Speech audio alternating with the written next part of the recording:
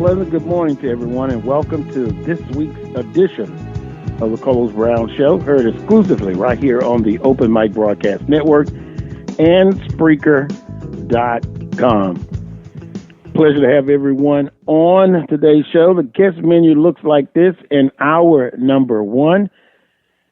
When we're speaking with Jim Kleinpeter, a contributing writer, covers Southern University Athletics. He'll join me in hour number one. Then in hour number two, Wilton Jackson. He covers Jackson State for the Clarion Ledger. He will join me in hour number two. And then finally, Brandon B.J. Jones of HBCU Game Day. He'll join me in hour number two. What's trending on the Carlos Brown Show? Black College Football Hall of Fame announces the 2019 watch list for Black College Football Player of the Year award. Also, Florida Memorial University announces Timothy S. Harris named head football coach at Florida Memorial University. What I would like to do, I'll have to take a time out quickly. Give me about a minute. I'll come back and continue on today's edition of the Carlos Brown Show, heard exclusively right here on the Open Mic Broadcast Network and Spreaker.com. I'll be right back. The birth of legends are storied in this conference. We must never forget our rich history. We now turn our gaze to the future. The new legends will emerge. New heroes to arise. The Southwestern Athletic Conference. Be our history. Are you one of the many Americans that deal with the effects of diabetes? Diva Skin Conditioner could be the remedy that you need. Diva Skin Conditioner is a formulation that was designed with you in mind. Diva Skin Conditioner comes with a money-back guarantee. That's how confident they are in their product. For more information, visit divafeet.com. That's D-I-V-A-H, feet.com. Or you can speak with a representative by dialing 903-270-0026. Drivers and bicyclists both have the right to be on the road and travel safely. And when we're on the road together, safety is a shared responsibility. State law requires drivers to maintain at least 3 feet of clearance when passing bicyclists. And bicyclists should always ride with the direction of traffic and follow all traffic signals. It's safer. It's courteous. It's the law. A message from the Regional Planning Commission Pedestrian and Bicycle Program.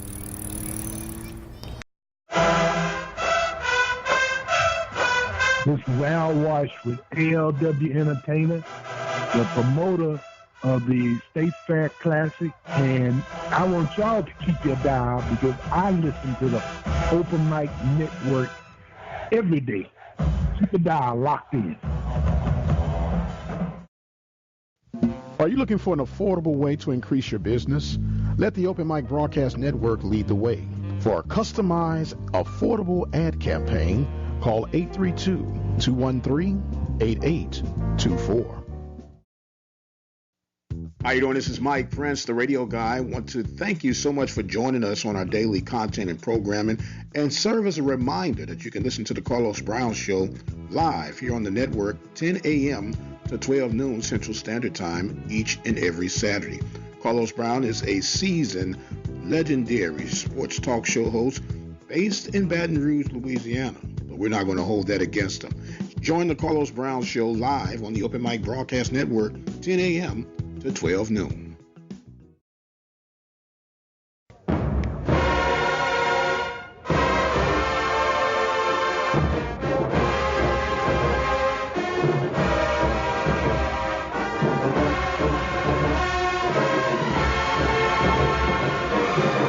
Welcome back to this week's edition of the Carlos Brown Show, heard exclusively right here on the Open Mic Broadcast Network and Spreaker.com. Do me a favor, spread the word. The link is up on the Carlos Brown Show Facebook page. You click on it, it'll bring you to the show live right now. So spread the word. I did get the message. Thanks a lot for letting me know. But the proper credential is up now. And sometimes those things happen. It was my fault. What we're going to move on. So spread the word. You can go on the Carlos Brown Show, Facebook page. Click on the link. It is live and active right now to hear the show.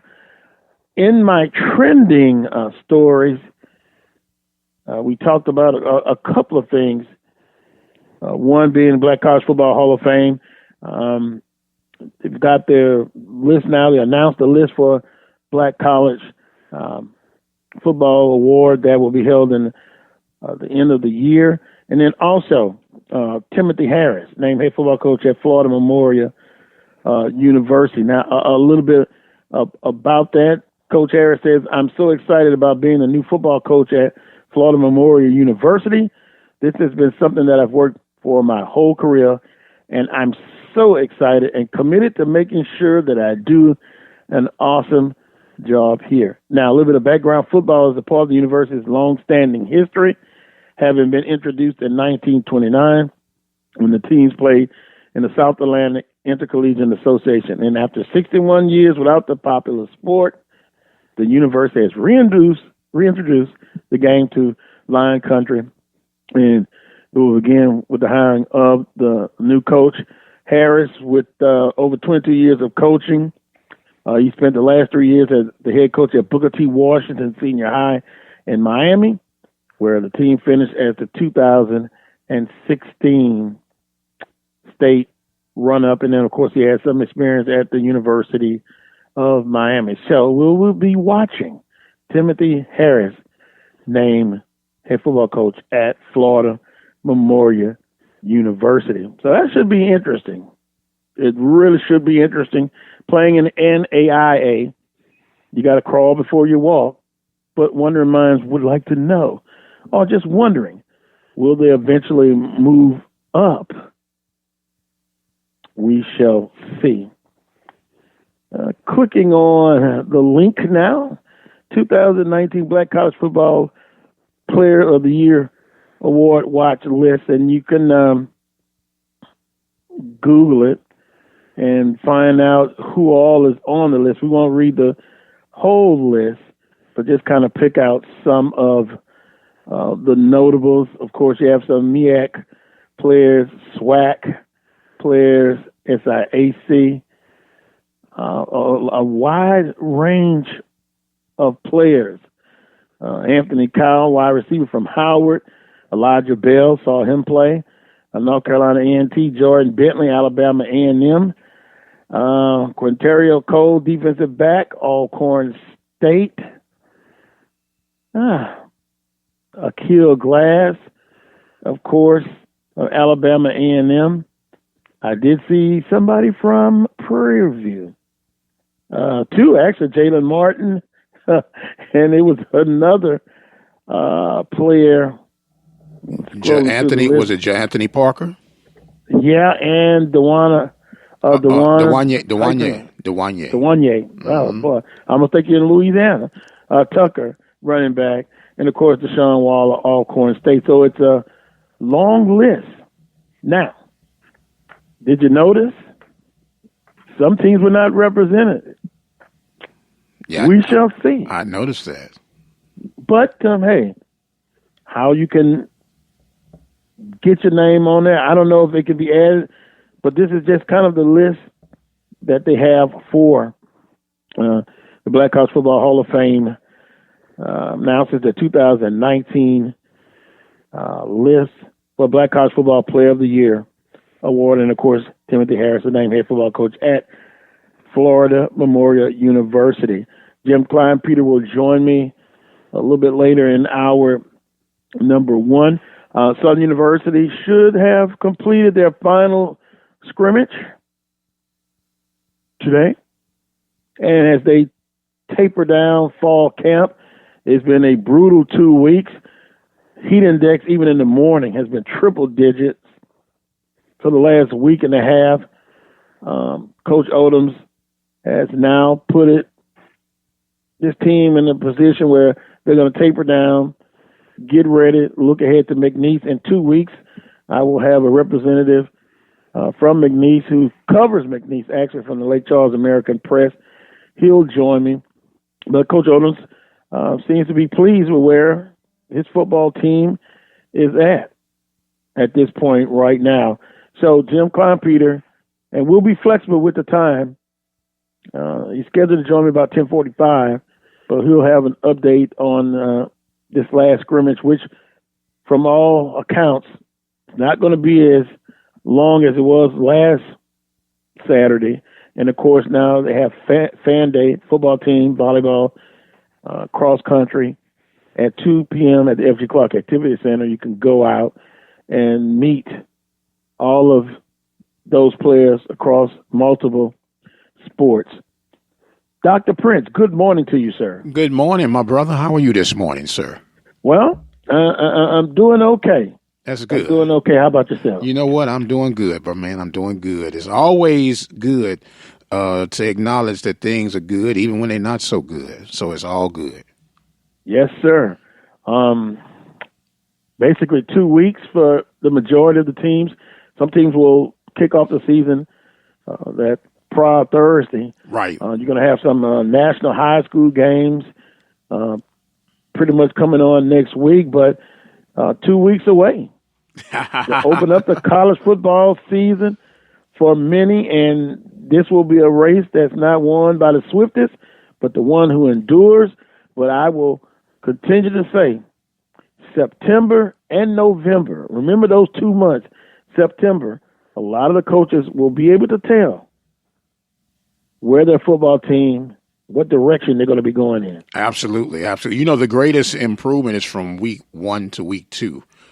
You get a big learning curve. You get a lot of the jitters out.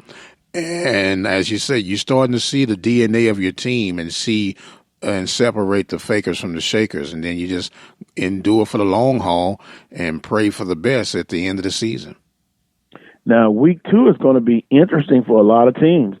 Grambling State is going to be playing up again for the second consecutive week. Southern University will be playing up against a very offensive-minded University of Memphis team. Some teams will be playing down a bit. So the most improvement from game 1 to game 2.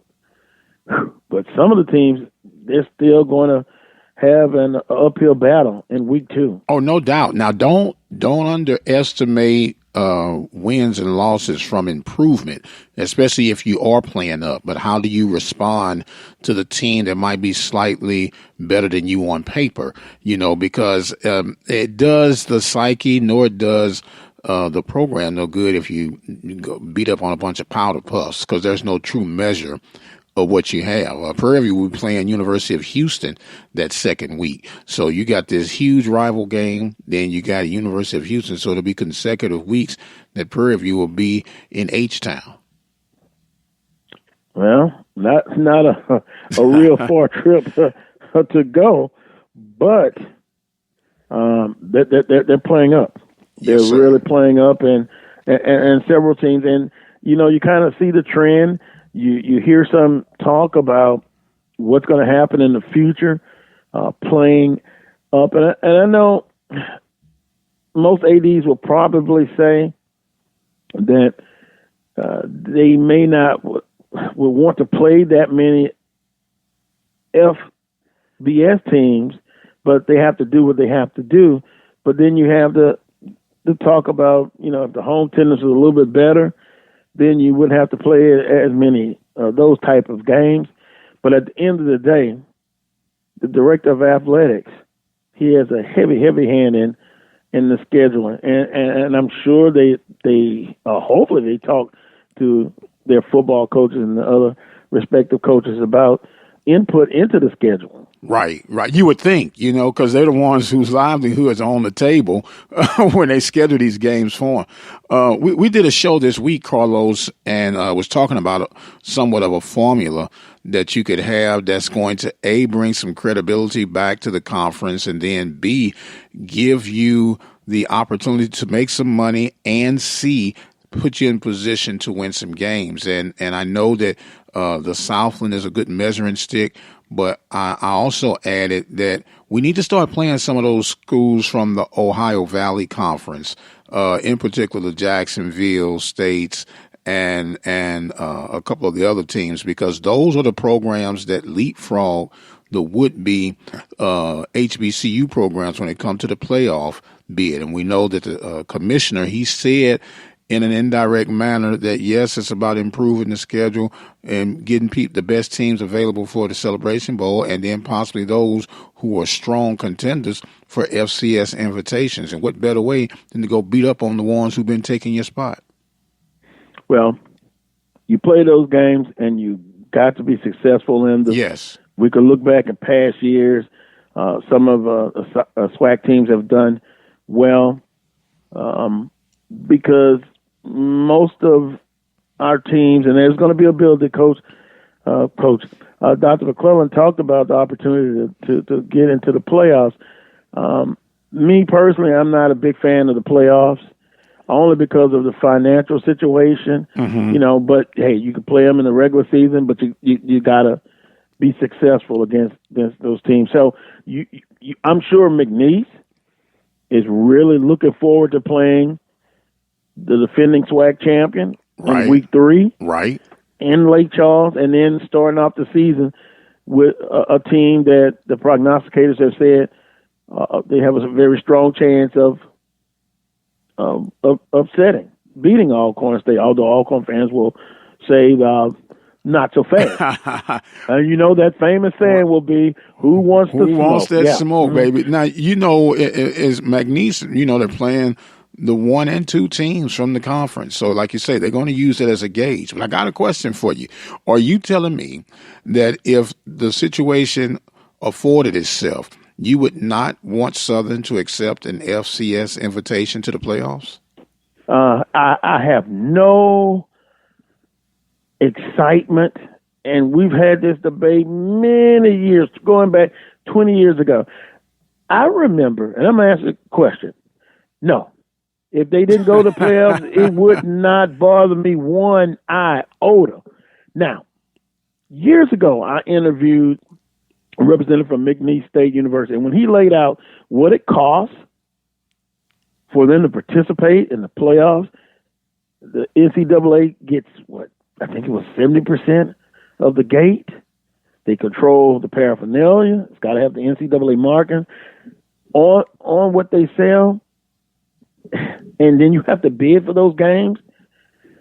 Southern and Grambling, the Bayou Classic, in that one game, makes as much money than going to the playoffs. So, and I understand that. So then, play them in the regular season, and I have no problem with that. But no, I'm not gonna stick my chest out and say, well, you want to play and be the best that you can be. That doesn't line my pockets. So then you're not in favor of the CIT basketball tournament then? I wouldn't fall asleep. I wouldn't be unhappy if they did participate. and look, we've talked about it during the basketball season. Right. Isn't it the same setup? They have to bid? Yeah, they have to bid, and it's some tall coin that you have to come up with. Well, we say tall, but $25,000, $30,000, $45,000 for an institution is not a tall order, but you do have to invest, have to pay to play. Well, some can do it, some institutions, some can't. This is true. Now, if they can do it, see, financially, if it's better for you and you can do it, by all means. But if you can't, I understand. So then, now, if you got to rob Peter to pay Paul, hey, fine. If you have to do it, you can do it. So then, be strictly because of financial reasons why you wouldn't be too excited about being invited to the FCS playoffs. That's what I'm hearing. Correct? Yeah, it's not a win for all for the participants. And the McNeese State guys said if they had something like the Bayou Classic, that would be much better. Now, that's financially.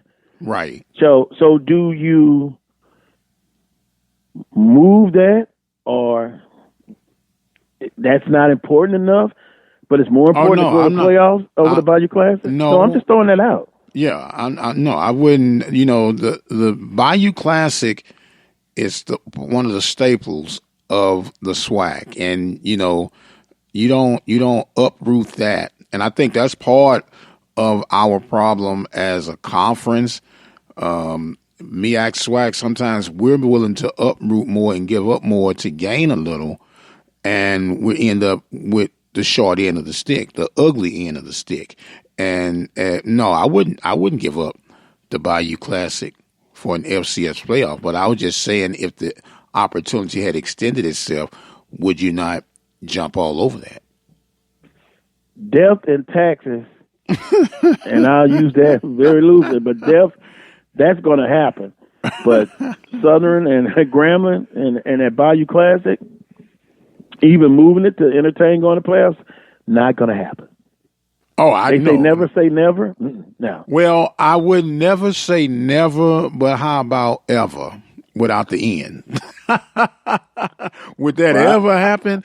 I don't think so. I'll be going on, and I'll be looking down, I guess, and I'll be saying, "Oh, that Bayou Classic is still not going to move." I can see you in heaven now with your Columbia blue and gold on, talking about, no, y'all didn't lose to Jackson. Well, it'll be interesting. Speaking of Jackson State, Wilton Jackson will join me in hour number 2. He's going to kind of preview Jackson State and then take a look at fall camp so far at Jackson State, trying to look at other teams in the conference. Of course, teams are getting ready, getting prepared for their season. In hour number 2, also Brandon B.J. Jones, and I'm going to tell you what he's going to talk about. I think it's going to be interesting.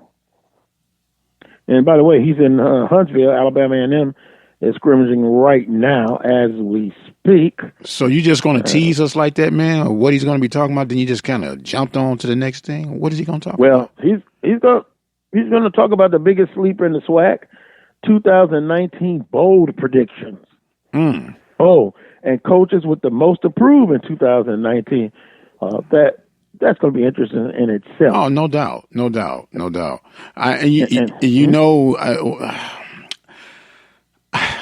I hate to hear it.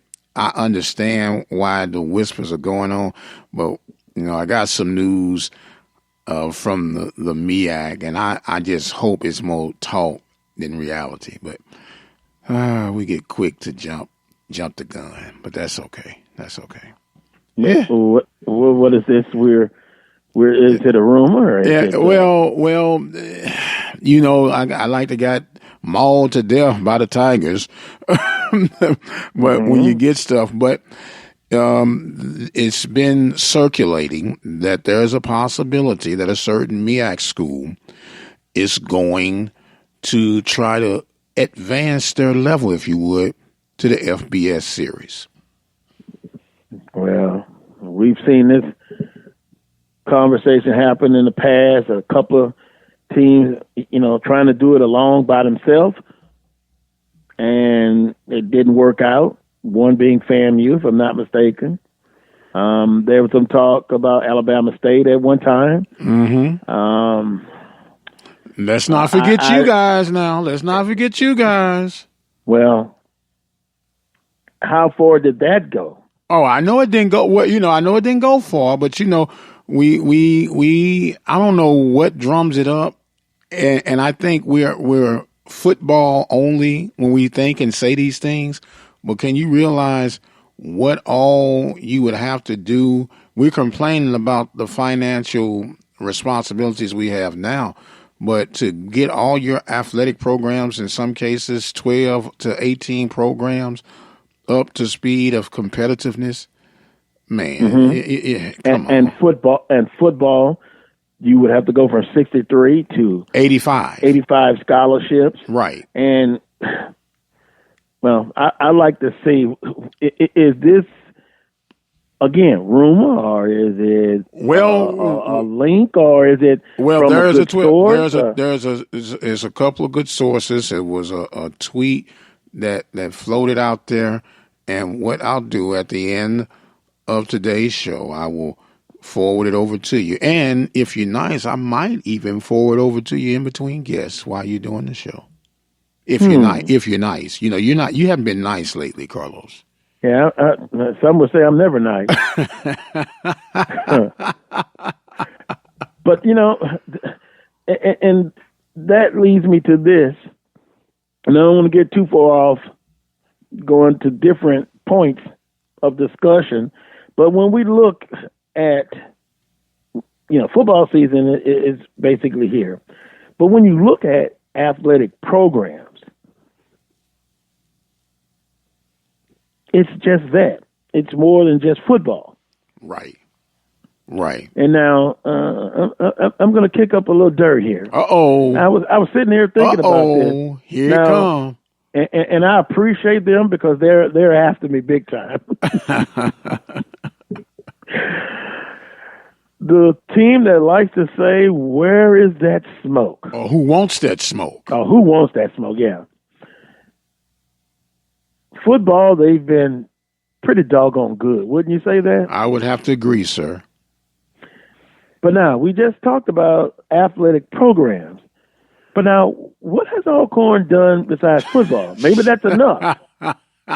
Now, basketball, Coach Robson, they really, he came out of the gate kicking tail. But now it's kind of, and I understand injuries and all that part of the game. But you look at it, besides football, that's it. Shots fired. Now, Alabama State, they've done well. They've done well in everything but football. Football. Yeah. You know, baseball, they made it to the championship. At one point, Southern was very dominant, but they're trying to get back. You know, they haven't won in football in a while. They won baseball this year. Mm-hmm. Women's basketball. So, we must remember that when we talk about athletic program, it's more than just football. Now, watch out if they start winning everything besides football. Well, even if you start winning everything, it has to be a source of consistency. If you've been kicking everybody's tail for 10 years or whatever, there was a school, St. Thomas, up west in Minnesota. Up north in Minnesota. They were just kicked out of the conference. They were kicked out. It was voted on by the other 12 presidents and kicked them out of the conference because they've been too dominant winning. That's terrible. For winning too much? For winning too much. Well, they're called the St. Thomas Tommies. And can you imagine you with your constituents and you all going to this meeting and say, "Hey, Brother Carlos, this is your eviction notice. It's time for you to go. You've been beating us too much. And instead of us getting better and improving our programs, we're just going to kick you out."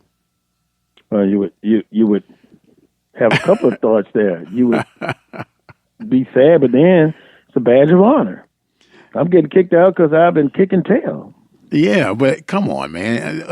Man up. Man up. Well, it is going to be interesting to see how all this plays out. I'm kind of surprised I haven't, and there's a couple of ways you can join the conversation. You can email me at thecarlosbrownshow@gmail.com. I have the Facebook page open and the messenger. I was kind of expecting some Alcorn State individuals to get after me. You know, when you shot that fire. Well, I mean, but what I said, was it way off base or was it off base? No, but the truth never is off base. It's just people respond differently to the truth. They would, they take it personal. What you talking about? What you talking about, man? It's the truth. What have you done? Well, there is a response, and I won't give off names. You lured them out, huh? Here's a listener and a proud Alcornite. Watch it. We live for football. We listening. Football money is needed to see how to get the other sports up and going. Great show. Keep up the great work. But But I was sitting there thinking about that. Now, maybe from an emotional standpoint, because Southern is what, 1-9, 1-8, 1-10. Who's counting? It's 1-9, and that was count number 54 against Alcorn State in football. So I can see some saying, "Well, that's just sour grapes." Yeah, sour grapes. You're right. No, it's past sour grapes. You know, you want to win in the worst way, and to be so close. And someone has asked me, well, what happens if Southern Alcorn meets again and it's the same results? Well, you're going to be disappointed. Yeah. You're going to be disappointed. But what did I say earlier? It's better to get there and lose. But you also But now that happens 4 years in a row, then, you also said, you said suicide watch and a hunger strike, I do recall. Yeah, well, the hunger strike may lead to suicide. but you get the point. And so, but it's still, I stand by that as well. It's better to get there and lose than not get there at all. Right. But at some point, you have to kick the door to the championship. You got to kick that door in. Right. And, when you're talking about getting there, I'd rather get there than to not get there at all. I was speaking with a young lady, Sonja Stamps from Jackson State, and we was talking about the Rick Cummings era. I know you've been working on trying to get Cummings on the show. And I just flat out asked, I said, do you believe with everything that has happened that Jackson State owes Rick Cummings an apology? And she said yes. Oh, well, that would be nice, but I don't think it's going to happen. Wow. But I could be wrong, Wow. Yeah. You talking about premature. I just, I don't know if it was. Does he deserve an apology? I think so. Mm-hmm. I think so. I guess they say there's a right and a wrong way to do everything, but I've never. Marv Levy with the Buffalo Bills, he got there 4 times. Mm-hmm. And do you fire a guy for beating up everybody but the best team in the conference? Well, there could be a parallel here when you look at it, and as usual, I'll start right in Baton Rouge. LSU and Alabama. LSU hasn't beaten Alabama in a while. Southern hasn't beaten Alcorn in a while. Well, I was at that one victory, by the way, at the reservation. Yes, sir. So, with that being said, but other than that, has been successful. Now, it's funny how these matchup goes. I've stated it before. Southern has had a great bit of success on Jackson State, and we're talking about football here, right? Recently, that will end eventually. Yeah, all things will eventually end. Can I get a witness? 0-88. Yeah. Well, and then in that first game, if Prairie View loses to Texas Southern, wow, start ducking. Ammunition's going to be flying. Oh, yeah. I can tell you. And now, but that's just one game. What happens if they come back and win 8 out of the next 9? Then all's forgiven, but you still got a bit of taste in your mouth. Mm-hmm. Because that's what happens with rivalry games. Right, because it was and solely for the fact because it was a rival game. Now, if the latter does happen, you go out and you win the 9-10 games in a row after that initial loss, then guess what? You're sitting in the championship game, and guess what? I didn't want to lose to my rival, but we're at the championship game, so we can kind of move on and go from there. We'll work on them when the next Labor Day Classic come up. But that's a tall order as well to win, 10 in a row. To win 3 in a row is a tall order. Win 1 game in a row is tall order because that's just the level of competition that we have. So all the chips on the table, baby. They all on the table. Yeah. And I think it's going to be another exciting season. If the prognosticators are correct, you'll see 2 teams make it to the championship game, and then one will take care of business. Alcorn State loaded. Most of the teams bring their quarterbacks back.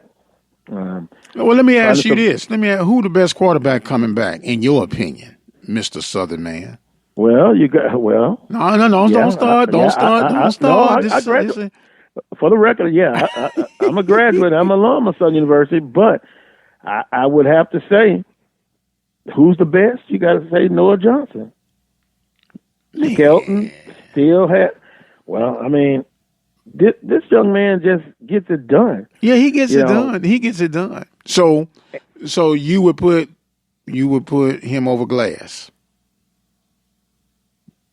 Yeah. And obviously you would put him over Morton.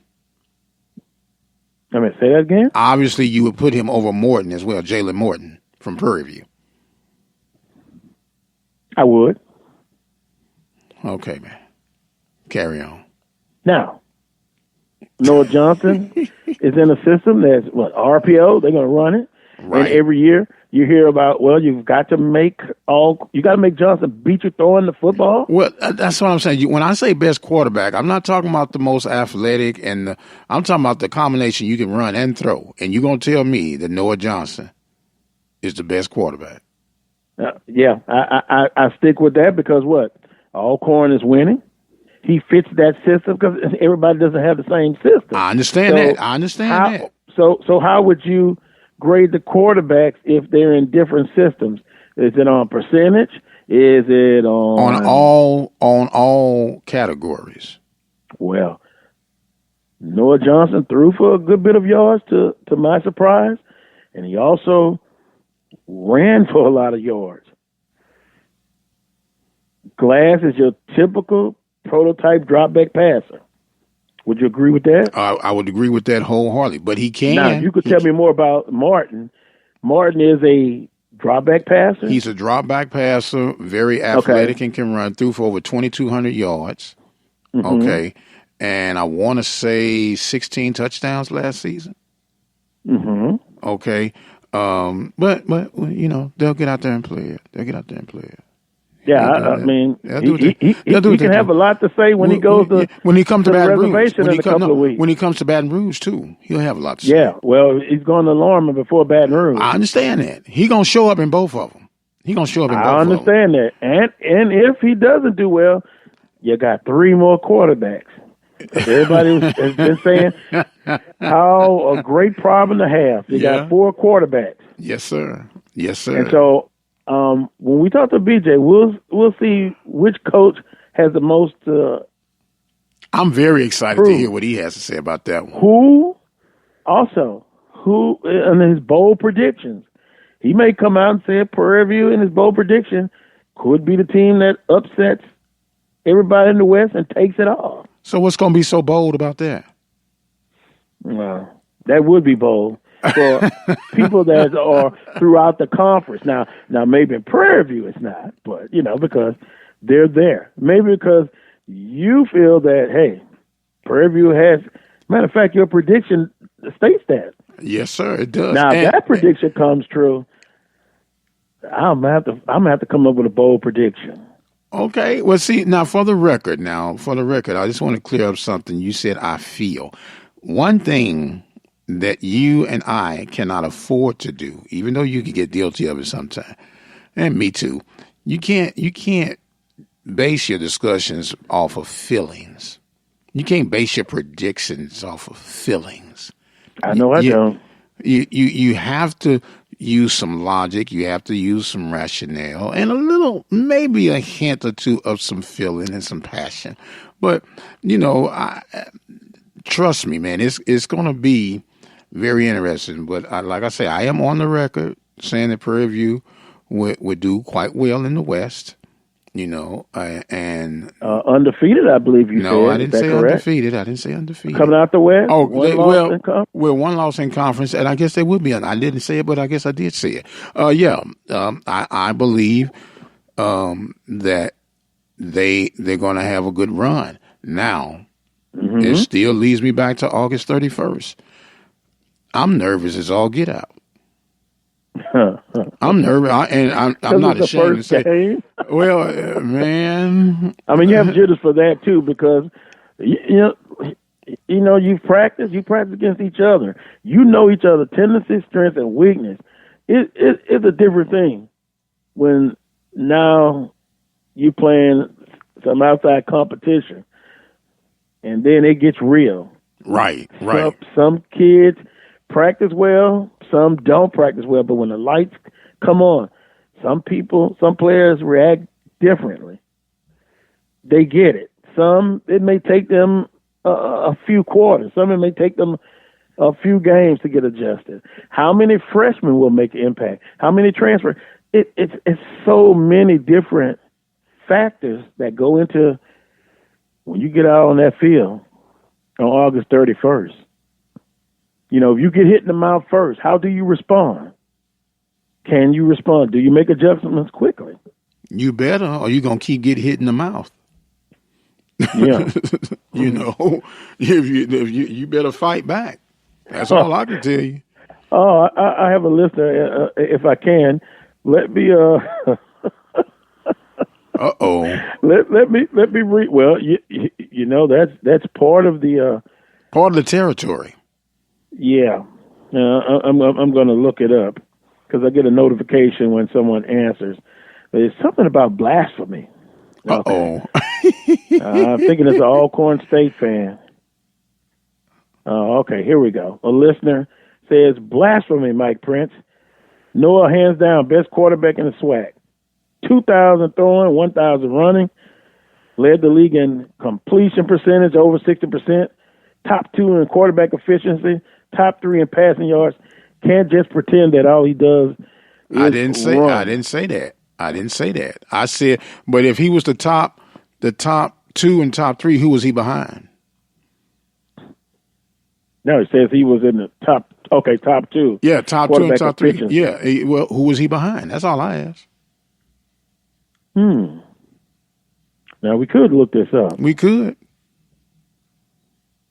But I appreciate the listener weighing in. That's what I said. I to me, and other intangibles. And here's another thing. Here's a feel-good part coming up. When I was at the Celebration Bowl in the press conference, and that young man spoke, no matter that you was a member of a team that just has sliced my team up, don't matter. I'm sitting there and listening to what he was saying. He was saying he basically loves Alcorn. They gave him a scholarship when everybody else was telling him he was too short. Right. He was too small. He wasn't going to make it. Right. And they wanted him to play other positions. Alcorn came in there in the Florida like they always do. And that young man, I thought he was going to tear up, but you could just really feel it. Mm-hmm. Mm-hmm. And he leads that team. And I think Charles Edmond reported a couple of weeks ago, the strength coach said he was one of the strongest players on the team. That's something right there too, man. Right. So he can take the pounding. And we'll find out again because I when he gets off the bus, I'm going to be right there. That's the mentality that you have to have, and you still, from a strategy standpoint, albeit he's throwing for a lot of yards. I think that's the best thing. You can't let him run wild, taking that ball and turn upfield and going the distance. Then he can pitch it. You know, what did Jackson State coach tell us in Birmingham about RPOs? It's basically well, it's the misdirection spread out. Yeah, and it takes discipline. Nebraska, it takes discipline. Yeah. Nebraska and Oklahoma used to run that wingtip wishbone man to perfection, and used to love to see it. Growing up in the Midwest, Missouri, I used to watch them guys do that thing, and it was a methodical piece of work to watch them do that, man. And I still say, even today, even though they spread it out, what better way if you got a team that's lacking in size, speed, and depth? I've always cried that Valley, and in some cases Pine Bluff, should try to execute that. And what it does is eat up time. It gives you a little balance, and it gives your defense a little rest to come out there. They don't have to work as hard and as long if you're eating up that clock and moving that ball effectively. That's just me. But that might be blasphemy too, though. Well, I know a couple things you got to have. You got to have some monsters up front. Well, you do, but you got to have a tough quarterback. And if you remember watching Nebraska, what was the first thing that they did? The first thing they did, if you couldn't stop that dive, that fullback dive, it was over. Yes, sir. It was over because then that's the base play. Then he could take it out of his belly. Yes, he sir. can keep it. He can pitch it. Yes, sir. Or he can drop back and throw it, which occasionally that's where you had more emphasis put on tight end play. You got what I'm saying? Because what happened, you use that big tight end as an extended tackle, and they get sucked in, man. And you pull that joker out the belly from that dive, usually right down the seam, your tight end open 10, 12 yards, and that's enough to keep the chains moving. Yeah, well, I'm going to be honest. Until they're defeated, and by the way, Grambling State has had success against Alcorn in football. Oh, yeah. Yeah. But for Southern, they're going to have to prove that they can stop the run consistently. But you know what? I think about all the last couple of weeks. I think all of them has to prove that, Carlos. I really do. Yeah, but Southern had a string last year where they were doing very well against the run. You can go there and look it up. But even in the first game against Alcorn, they did give up a whole lot. I mean, it was raining, I understand, but the bottom line is, Odoms will tell you, the new defense coordinator, you have to stop the run consistently. If you do not stop the run, that leads to all kinds of trouble. And that's what Southern has to work on, and other things, special teams play. But Alcorn is not going to change what they do. They're going to run left, they're going to run right, and every so often they're going to rise up and they're going to throw it. Right. So, hey, until they're defeated. Now, it'll be interesting when they go to Grambling in November. McNeese is going to be a game that will tell you something. Right. In week 3. And then they got, Prairie View at home. Mm-hmm. Mm-hmm. That's going to be a interesting ball game. But, it's tough. It's tough playing on the reservation. It is extremely tough, and I think I was sitting up here listening to you talking about the monsters up front. If anything that I would say is an Achilles heel for the SWAC as a whole, from top to bottom, I think we are more concentrated on a finesse style of play. And when we face physical teams that come out of the MEAC, for example, and even some of the Southland schools, that physicality sometimes shows and shows our weaknesses and flares. I think we are more razzle dazzle, if you would, and finesse style. And I would love to see us beef it up on the interior game. Well, we'll continue this point because I will ask, who are the most physical teams that you've seen over the last 5 years in the conference? We were just talking about one. Mm-hmm. Alcorn, and I'm in this. To a certain extent, Grambling. Yeah, Alcorn, Grambling, Southern, and Jackson State. Those are the most physical teams in the conference. And when you measure those teams up, let's just use our counterparts in the MEAC. We've struggled against the teams of equal value and equal talent. And most of it is in the trench game. When it comes to skill positions, pound for pound, we're just as good as FBS programs. But the game is won and lost in the trenches. And you look at the year Grambling was running through everybody like creek water. When they got to the A&T, it was stifled, man. It was stifled. And it takes you 3 quarters to try to figure this thing out. And by the time you figure it out, it's time to go home. Well, it was a tough ball game. Oh, yeah. They're very tough. Grambling against physical. North Carolina Central was a 1-point win. A&T did not blow Grambling out. And then even in the first game, Cohen went wild. Just went wild. Yeah. And then last year, Alcorn State, you would have told me that Alcorn would have rushed in the second half of that much yardage because they stick with it. Right. A listener says, Coach McNair said last year they had 5 plays. They run offense, 4 runs, and 1 pass play. That was to my point. They're not going to change. Look, they're going to do what they do. Hey, man, that's what I love about Coach McNair, man. This dude he's not going to give y'all the razzle-dazzle. He going to talk real monotone. Yeah, we play football in Mississippi. And we got 5 plays, and if I'm feeling good, I'll throw that 6th one in. That's that pass play. And really and truly, they have 12 plays because they can flip them and run it to the left or run it to the right. and see, I would be interested, and maybe we can get some participation in hour number 2. What do you guys think about Prairie View? What do you think about Southern? We've been talking a lot about Alcorn. What do you think about Grambling? What do you believe Southern has to do to get over that hump? And I can bet you 80% of what they're going to say. Beat Alcorn. Because, well, besides that, but just, what are their weaknesses? I have a lot of Alcornites tell me, man, Skelton, that quarterback, man, how many more years he's got? But it has to be a more effort of, you don't have to do it by yourself. Right. Utilize the players around you. The growth of him, that's what you're going to be watching for this season.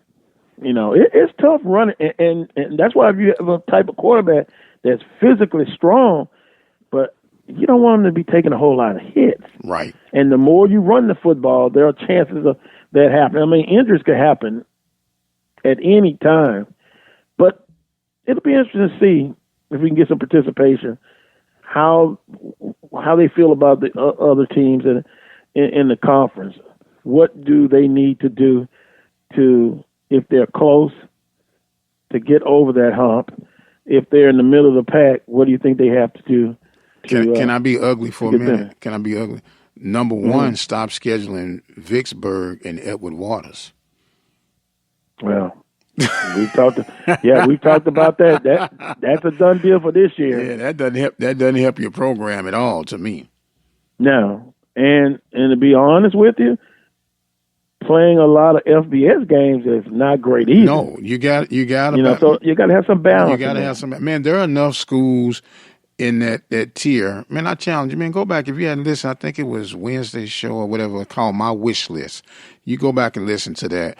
And it was a perfect layout. You got teams there, the Sun Belt Conference, you can play some teams that are winnable, I believe, the American Conference, and even some of the Big 12. I would love to play a Kansas or a Texas Tech. Those will be huge paydays and winnable games. I know Les Miles is there at Kansas right now trying to turn. Texas Tech, you mean? Yeah. Man, to me, Texas Tech is a finesse team. Alcorn, what you said was that Alcorn goes to Texas Tech and they beat them. Okay. No, I'm saying, is that what you're saying? Yes. Ooh. Yes. Man, I'm telling you, this is just, maybe I'm too hyped up on the swag, but Kansas to me is I would love to go to Kansas and whoop up on them Jayhawks, get my $450,000, $500,000, and come on back to the crib. I sure would. I would love to play. That would be interesting. I would love to play University of Texas El Paso, University of Texas San Antonio, and whoop up on them. Now, I'd play Southern Methodist University, SMU. I sure would. Now, North Texas, I don't know if I want to see the Mean Green Machine because they've been for real. Tulsa, yes, I would. Yes, I would. I think those are winnable games, and those kind of games you can get a decent payday from, and then you can really measure where you are as a program. And then blend in some of your MEAC schools and some of them Southland and them Ohio Valley schools. That's the perfect storm right there. The perfect storm. I have a figure on that one. I'm telling you. You at some point you have to ask yourself, I don't gain anything by playing a 13-year-old in any sport. It does. I know what the results are going to be 10 out of 10 times. I don't get anything out of a Edward Ward. I don't get anything out of a Lynchburg. Challenge me. Challenge my program. Yeah, I think everybody would be in agreement with that. Right. I mean, question is, will it be a running clock? For some. I've seen that happen. That's not good football. That's nothing but an exhibition game. That's all it is. But by the same token, Alcorn and McNeese, Southern and McNeese. Those are games. That's a better gauge. That's a better gauge.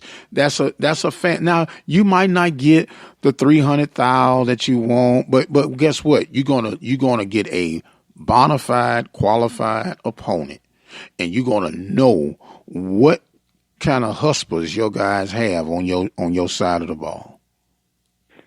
You're gonna know. Kansas, Texas Tech. To me, all that is getting a check. Man, those are winnable can't games. Tell me those are winnable. And as bad as Kansas now, Nickel State went and beat.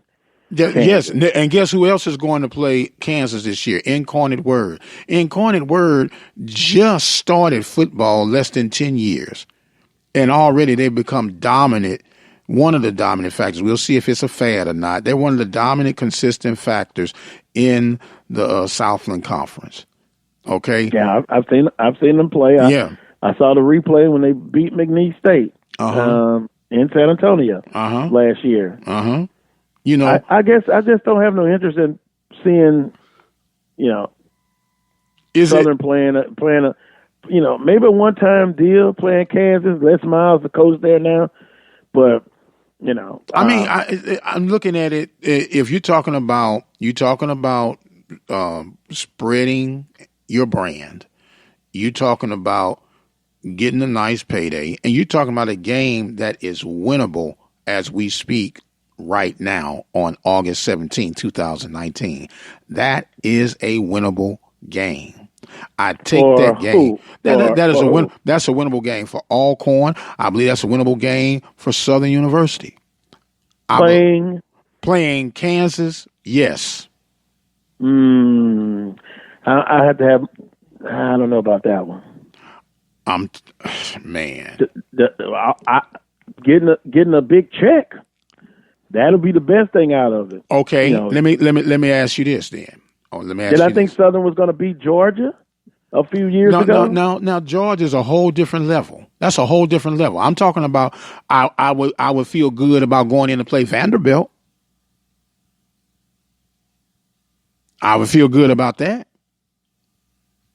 My thing is this: that Kansas, Texas Tech, they have. You want to throw Bell in there? Texas Southern, as a matter of fact, announced they're going to be playing Baylor. And you know what? I would play Baylor right now because they've been somewhat on the decline, but they're attached to a sexy brand, the Big 12. Because, see, I don't care which Big 12 opponent it is on my watch. We beat a Big 12 program. That's what I'm talking about.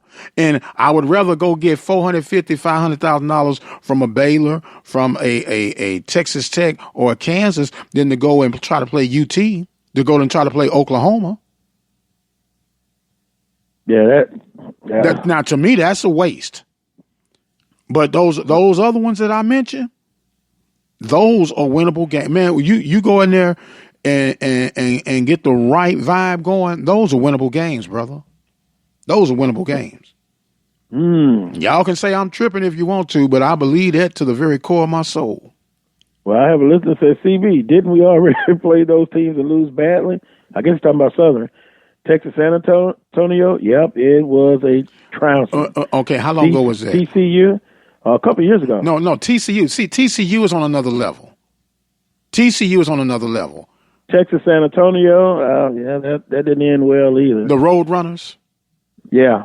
Mm-hmm. And their head coach is from Louisiana. And he wasn't going to call the dogs off. Right. I understand that. I don't know. I guess it's a difference of philosophy. Oh, boy, another listener says, go ahead. Y'all so bad today. How about playing Colorado? I don't know about the altitude. No, when I'm talking about teams that are number one are not going to eat up your travel and all that. These teams are more like regional teams, or teams that I've named, maybe with the exception of Kansas. You might have to go, but to me, it would be worth it. But when you look around your immediate deal, there's enough quality programs in Louisiana and Texas where I don't have to go to Las Vegas to get paid. I don't have to go to California to get paid. There are enough programs within these areas where you can go and measure your team's status on where they are and get paid and have a better possibility of winning that game. That's what I'm saying. That's the whole point I'm saying. Well, I don't like playing too many of those type games. No, you don't. But you get one and get one a year. I'll be honest with you, one every 2 or 3 years. You know, if you're doing it just for the money and you can see where you stack or where you're at as a program, it would be tough for the heavyweights in the conference. So I know if we're talking about the middle of the pack and the teams that are challenged right now, maybe they'll come up. Right. But notice I didn't mention those teams, but everybody can scale up. Everybody can scale up. Now, to what degree you scale up, that's going to be determined on, you know what you got in your closet more than I do. Okay. But if you're talking about, do you just want to get by or you're striving to maximize the opportunity to reach greatness? That's what I'm saying. When you're playing a team, yeah, they might be on the FBS level, and they might be in a slightly better conference, and they get bigger paydays. But guess what? I like my scheme, I like my team, and I like the chances. Now, I didn't say everybody can walk on that deep end of the pool. I didn't say that. You have to do what's best for you. If you're an institution if you want to do that, you want to take that chance, by all means, go ahead. I'm just trying to be consistent. Over the years, I have never been a fan of playing all those type of games. Whether it's like several years, Southern has played back-to-back FBS. And a lot of times, these are not the heavyweights. Mm-hmm. And they have literally, it was not good. Now, would you agree, as of late, and I'm going to say as recent as the five-year window, that the Southwestern Athletic Conference has been slightly scaling up as far as preparation and quality of opponents? I've seen teams play TCU. That's what I'm saying. So you would agree. I've seen Jackson. I've seen Southern. Now Arkansas Pine Bluff. God bless them. Right. We'll say a prayer. My thing is, if you're in FCS, try to be the best that you are in FCS. And how you do that, you're going to have to play your other. Well, that was the whole members point. In the conference. But I have talked to people over the years who could care less about even playing them. It's like, win your conference, now get to the Celebration Bowl and win that, and they are happy. Okay. There's enough school, just the information I've got over the years. There are some that wouldn't mind playing members of the FCS and teams from the Southland. Wouldn't mind playing some in the Ohio Valley Conference, other than Tennessee State. Right. That's a no-brainer. But you're going to have a percentage that don't care about playing those games. You're going to have some that say, "Hey, why not play up?" And that's on every once side. A year. Yeah, that's on. But what I'm talking about, to measure your entire program, though, and you got to swim in the waters where you're measured, and that's what I'm saying. What better way? Don't speculate and look at my strength of schedule, their strength. I beat this dude head up, and whether you agree with the playoff part or not, at least you'll know. Even if you do get in over me, you know the real deal. You know, just like George Foreman was the champ, but somebody brought it up. You're not the real champ because you never beat Muhammad Ali. So that same logic is Karl Malone never won a championship. Right. He's not a champion because he didn't win. Reggie Miller. See, Well, was he? Was he a champion? He wasn't a champion. I think he was a champion. Now, did they win a ring? No. Well, how can he be a champion? He's a champion. He had a successful career. A successful career is one thing. He's one of the top players. I'm not at denying that position in the league. But he's not a champion. Says who? Says the NBA history books. Because he didn't win a ring. So you don't think Reggie Miller was a champion? He didn't win a title. Reggie Miller did not ever win a championship, so therefore he cannot be called a champion. Well, it depends on how you define champion. A champion is one who by wins just a having that ring. That's what determines. That's what they give to the champions. Yeah. That's what they're playing for, right? Other than the money is obvious, but everybody plays to become a champion. Shaq. In that case, if you're not playing for FCS championship, like some people have said, then you're not a champion. Going to Celebration Bowl is second best. Not even second best for some people. Well, is when you look at the paydays. I think and the champion is in the eye of the beholder. I'm a champion, and if I don't have a ring, you say I'm not a champion. But I say I'm a champion. Well, I know Shaquille O'Neal shuts Barkley down every time.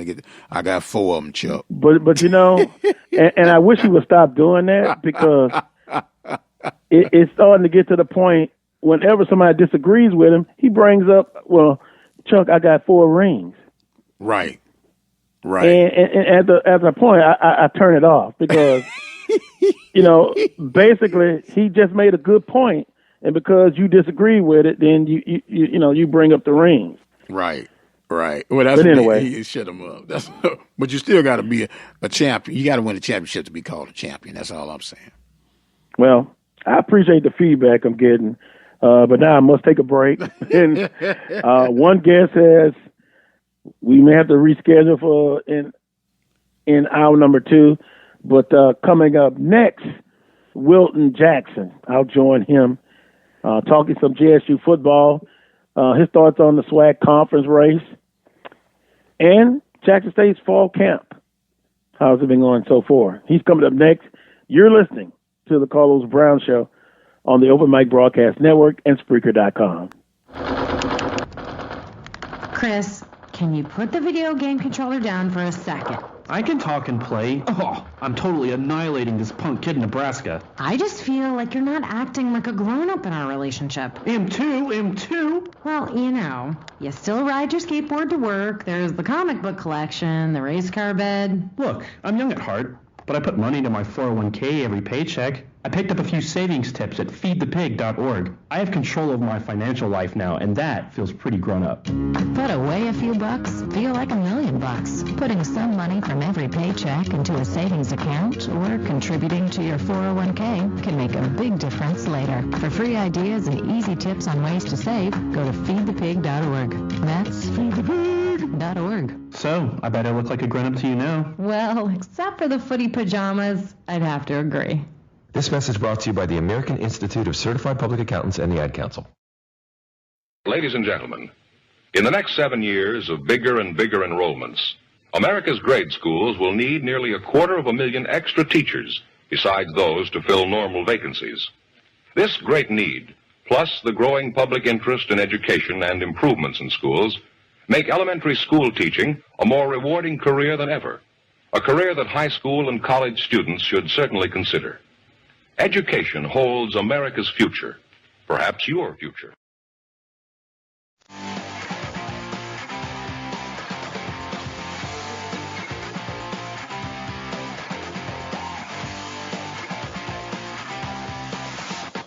Welcome back to hour number 2 of this week's edition of the Carlos Brown Show, heard exclusively right here on the Open Mic Broadcast Network and Spreaker.com. Today's first guest, trending reporter for the Clarion Ledger, Wilton Jackson. Wilton, good morning to you, sir.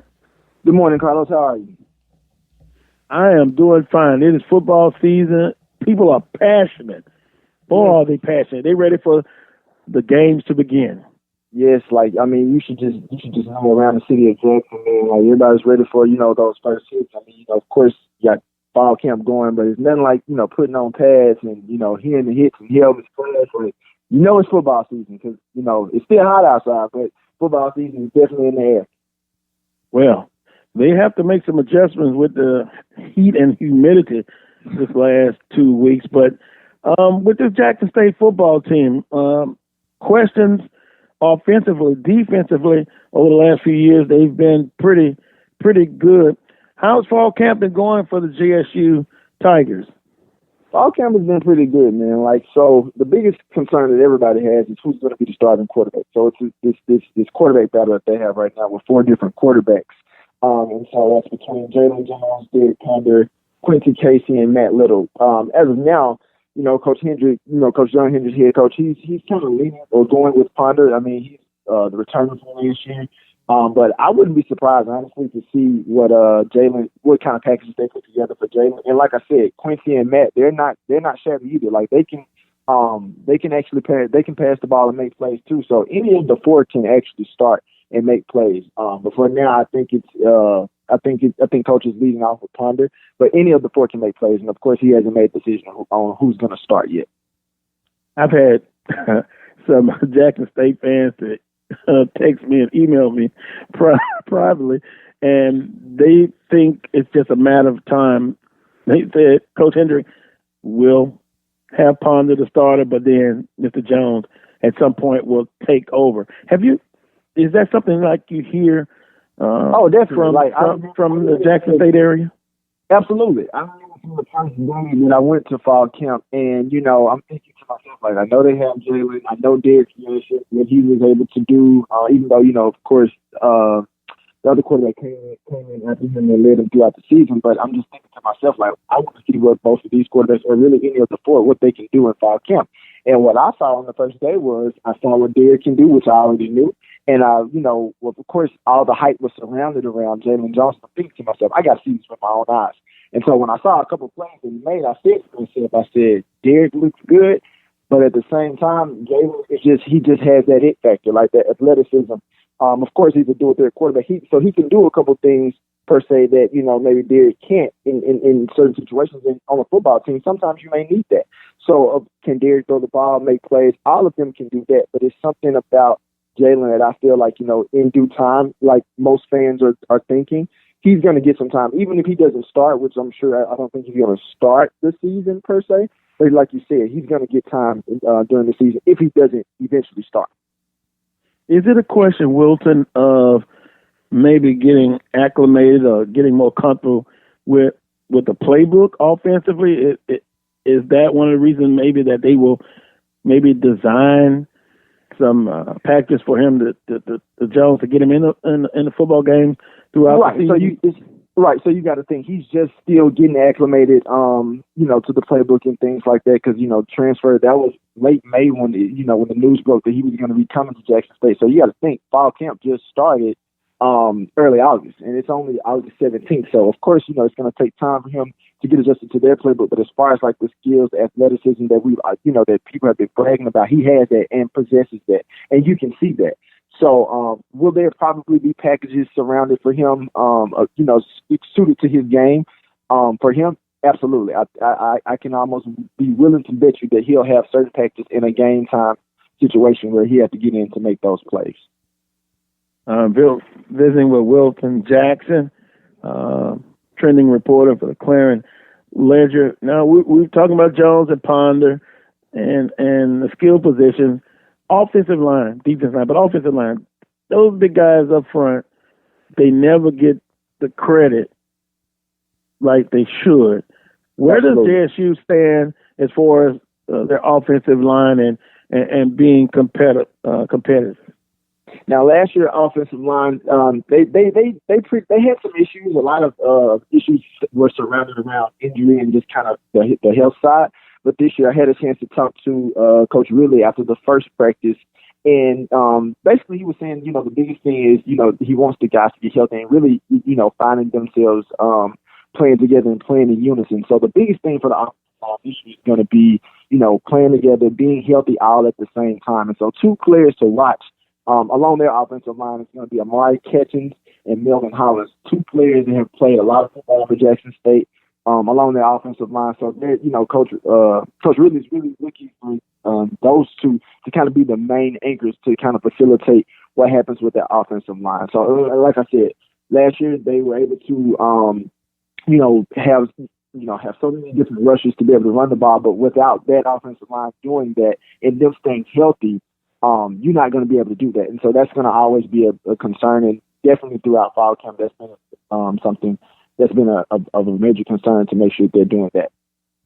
Wilton, I had a chance to talk to Coach Hendrick at SWAC Football Media Day, and he basically emphasized getting first downs, eating up the clock, because defensively, he said that they still would be strong. Moving over to the defensive side, when you think of Jackson State the last few years, they have been tough defensively, albeit we couldn't tell based on the Southern Jackson State game last year. But defensively, they're strong.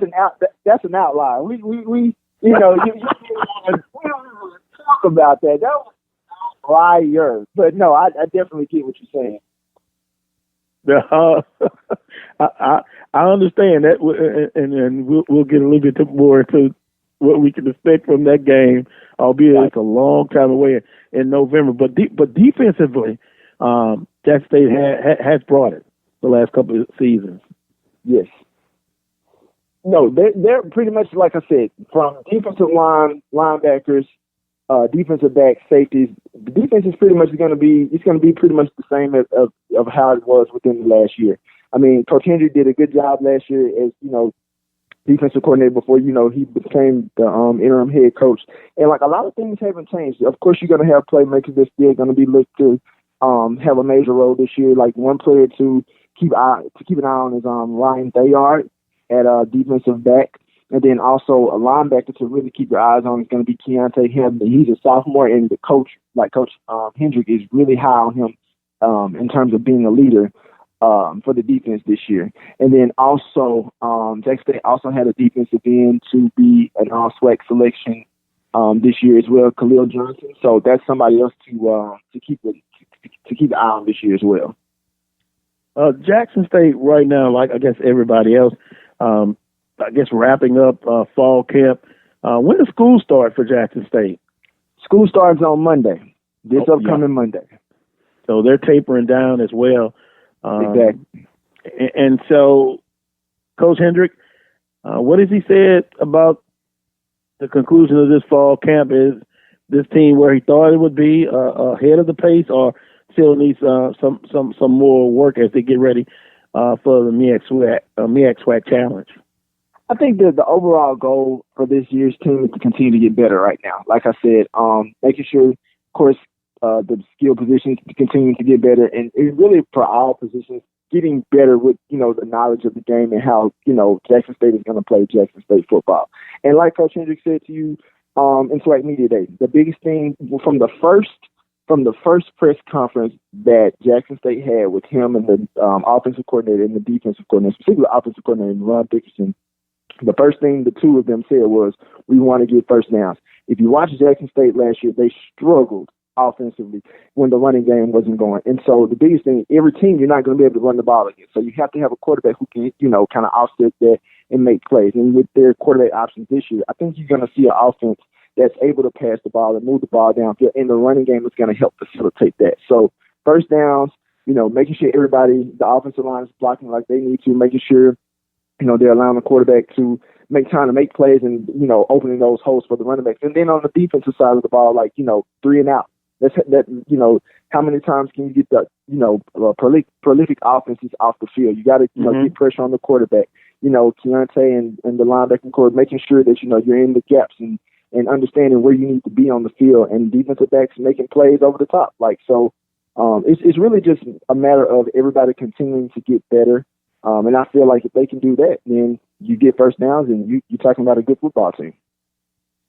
Visiting with Wilton Jackson, trending reporter for the Clarion Ledger. A couple more points to talk with you about.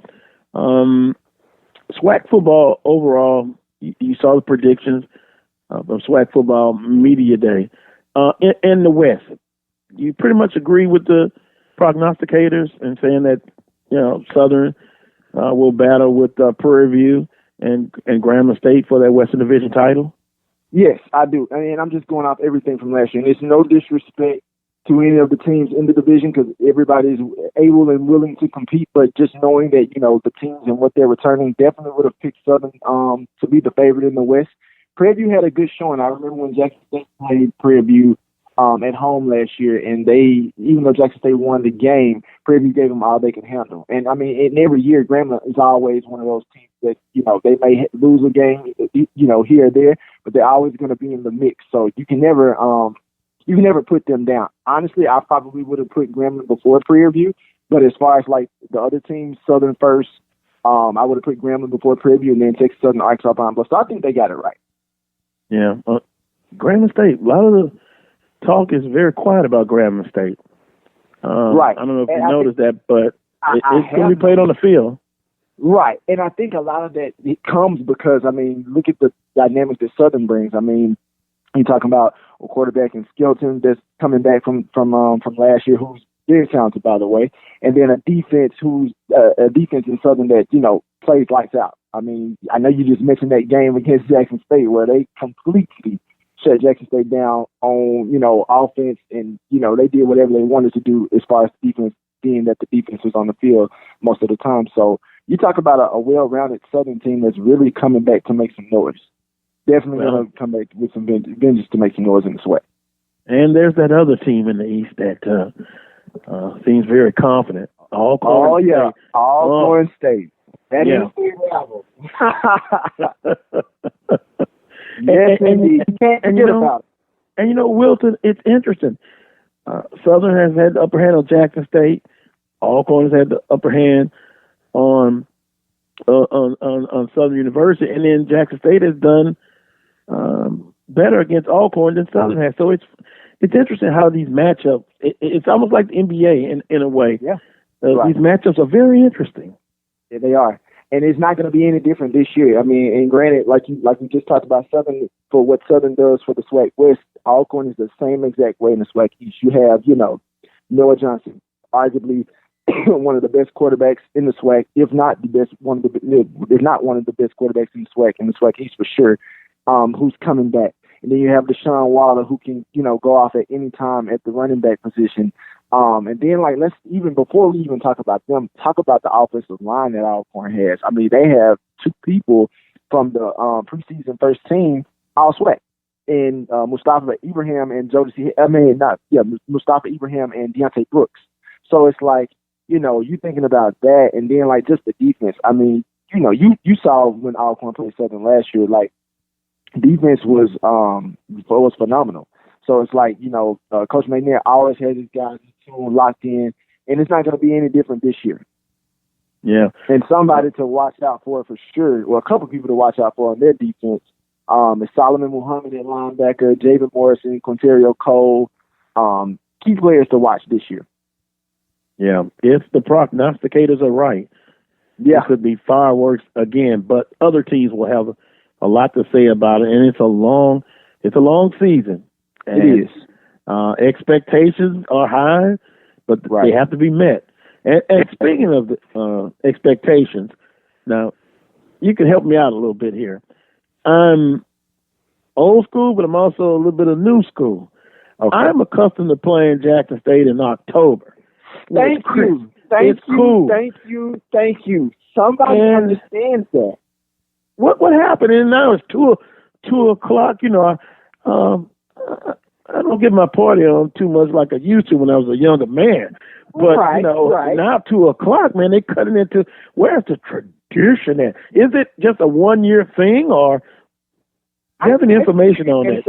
I haven't had a chance to talk with Hendrick yet about, the time change in that game. But even beyond that, as a kid, and I've grown up watching Jackson State and Southern play a lot of years, usually that game was always in early, maybe late September or early to mid-October. When I saw that game for Jackson State was in November, I said, you got Southern in November? Really? Y'all really want to do that?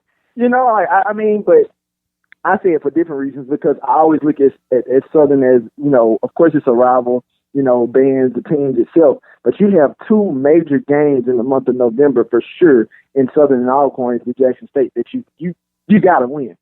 You got to win, and it's going to be tough. So, and like you said, being that it's a much earlier game as opposed to a later game, it just messes up a lot of things. So I definitely get where you're coming from.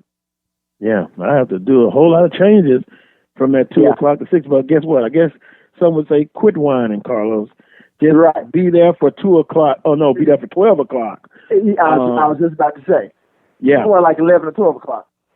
And you're right. And if things are a little bit different this year, the last time I went, I was able to drive through after doing the show on location in Jackson and able to drive straight through. I mean, it could be different this year. Exactly. If both teams are on a collision course. It's going to be interesting. It is.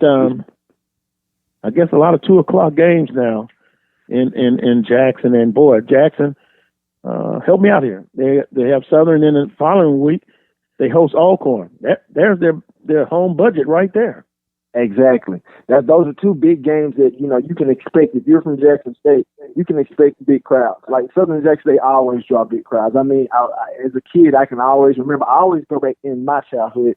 I always go back to that game when the two teams played in 2007, and it was in Veterans Memorial Stadium. I mean, you're from Southern, so Southern fans always come, and they come in droves. And one thing about Jackson State Stadium, you got the horseshoe, and it was just a sea of like blue and gold, and you got blue and white on one side, and fans don't. It's almost like a mutual dislike.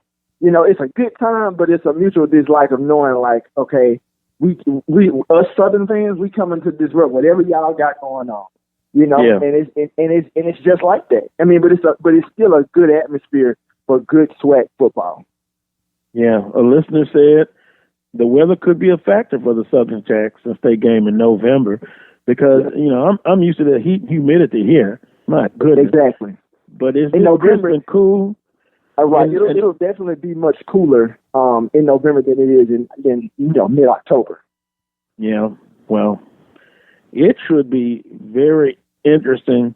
Wilton, want to thank you for sharing some insight on Jackson State, and this game November the 2nd is going to be very interesting. I look forward to meeting you that day, if not before then, but at least on that day. And I appreciate you coming on. I really do. I'm glad you brought me on, and thank you for having me. I look forward to meeting with you as well, and hopefully we can do this again. Well, one quick question, and I appreciate those thoughts and those comments. A listener says, why SWAC didn't choose to televise Southern and Jackson State? I don't know. Do you have an idea about that? I don't know. I mean, because when I saw that game, and specifically being that it's in November, I was thinking to myself, like, that should have been a game that was televised. But I don't know. ESPN picked the games, and that's definitely something to consider moving forward. I think depending on the turnout for this game in Jackson and how the two teams are going to be playing, like, Southern is predicted to win the West, and Jackson State is third to in the East. So depending on how the two teams pan out this year throughout the season, I think that's going to have a determining factor of if that game is televised in years to come, specifically next year. Well, I'm going to be pulling for Jackson State. Yes. In game 1, SWAC challenge, and that historic in itself. Other than that, maybe against Alcorn, but not against them. But we will definitely be pulling for in the SWAC challenge. Right. Have a great weekend, Wilton. Appreciate the time. You too. Thank you. All right. Wilton Jackson, trending reporter for the Clarion Ledger, covers a little sports with JSU, some news, and first time I appreciate it. Seems like a very nice guy. Very nice guy. Well, let me take the time out. When I come back, I'm going to visit with Brandon B.J. Jones in Huntsville to witness Alabama A&M scrimmage, and he'll tell us about Mr. Glass, who we had a discussion about in hour number 1. Probably, an update Well, you want to do it right quick with the school that you were talking about is considering? I was talking about with the stats. I'm just going to, so we can have some clarity, and I'm just going to call off passing top quarterbacks from 2018: Akil Glass, Kyler Perry, Jalen Morton, Jeremy Hickbottom, and then Noah Johnson. Noah Johnson was number 5. Go to your break.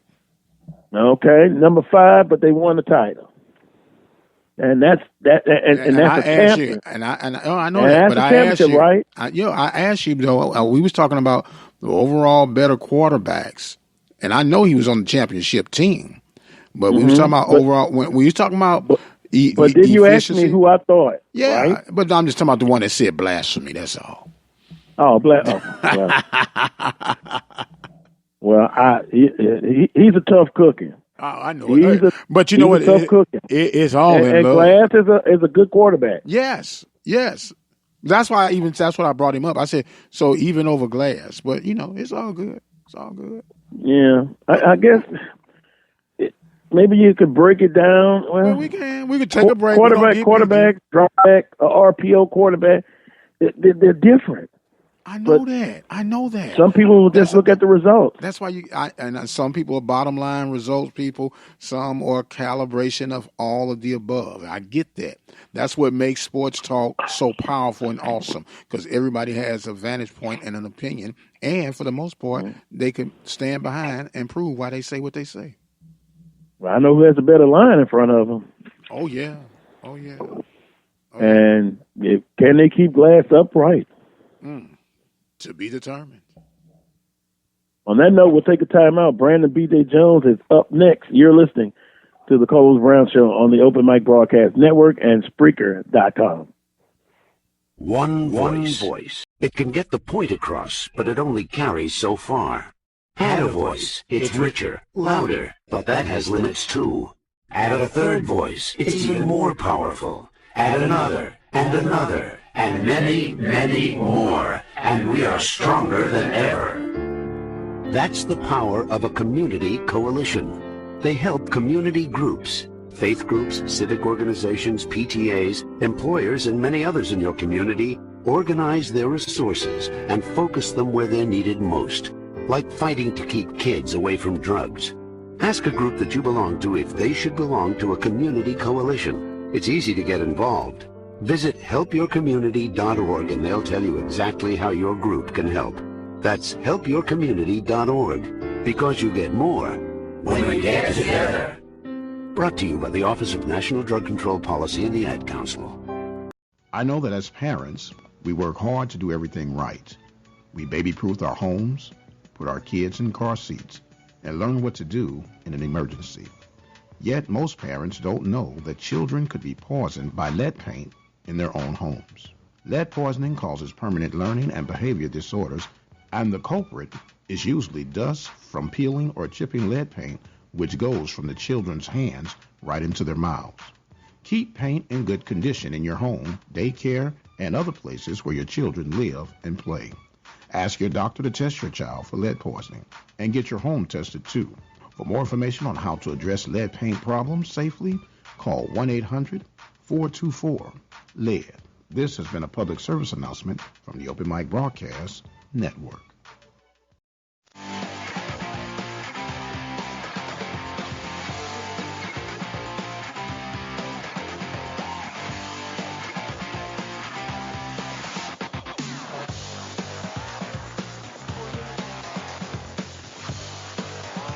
Welcome back to hour number 2 of this week's episode of the Carlos Brown Show, heard exclusively on the Open Mic Broadcast Network and Spreaker.com. Unbelievable. I have just started something with the Alcorn fans, and they're not having it. They're not having it. Let me just introduce the guest, Brandon B.J. Jones of HBCU Game Day. Brandon, good morning to you, sir. Man, good morning, Cole. Man, what you do to Alcorn people now, man? well, no, they're just confident. They're letting me know that they're the champions and don't disrespect them. Man, Carlos, man, you're getting awfully close to on October 26th having to go to Norman, Mississippi with either a security detail or a disguise. and guess what? You're right. And if Southern loses the ball game or loses in the championship, if they make it to Alcorn, I've got to put on one of those T-shirts. Yeah. And then I've got to post that on Facebook. Man, BJ, I woke up one night and I was at midfield and I was just surrounded by 200 Alcorn fans, and I had that shirt on, and they were just giving me the blues, and I was like, oh, this is just a dream.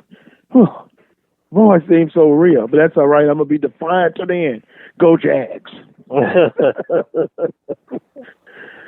Well, you have been a busy man today in Huntsville, huh? Yeah, man. Went out and checked out the Alabama A&M Bulldogs. Had their scrimmage and fan day. Got moved up because we have a heat advisory up here, man. We've been stringing together some triple-digit days. That sounds familiar. Yeah. So they moved everything up to 8 a.m. and got a chance to lay my eyes on the Bulldogs.